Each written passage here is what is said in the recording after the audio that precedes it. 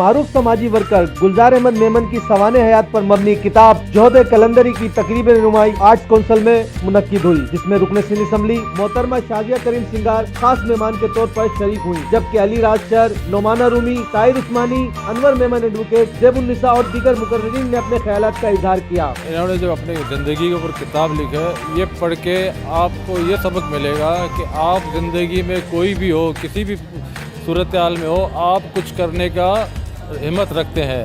کسی میں حرف کی سچائیاں نہ پاؤ گے، چھپیں گی لاکھوں کتابیں میری کتاب کے بعد۔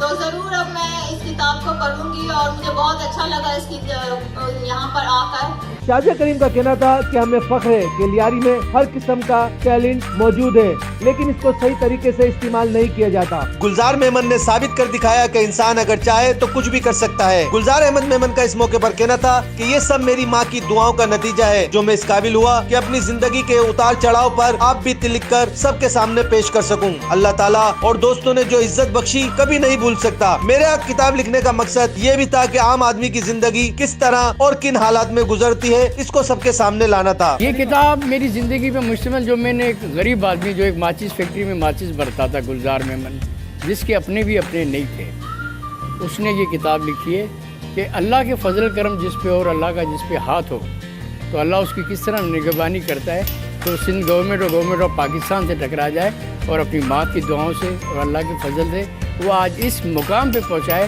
جس کے پاس کتاب خریدنے کے پیسے نہیں تھے، آج اپنی کتاب لکھ رہا ہے۔ میں آپ غلامی نہیں مانوں گا، غلط بات نہیں مانوں گا۔ اب ایک گورنمنٹ آف سندھ کے چیف سیکرٹری کو یہ کہنا اور ایک کلر باہر جائے جس کا اپنے نہ ہو، اللہ کے سہارے اور ماں کی دعاؤں سے اس چیلنج کو نبھانے کے لیے وہ کیا محنت کی ہوگی، اس سینما کو بنانے کے لیے کیا کیا قربانیاں دی ہوں گی، وہ اس کتاب میں درج ہے۔ اس کتاب میں اسکول سے لے کر ملازمت تک اور لال قلندر کے مزار سے لے کر مدینے کے سفر تک کی یادیں اور حقیقتیں بیان کی گئی ہیں۔ اس موقع پر انور میمن ایڈوکیٹ کا کہنا تھا عام انسان کی سوچ اور خیالات کا اظہار ہے۔ Freedom news network, Karachi.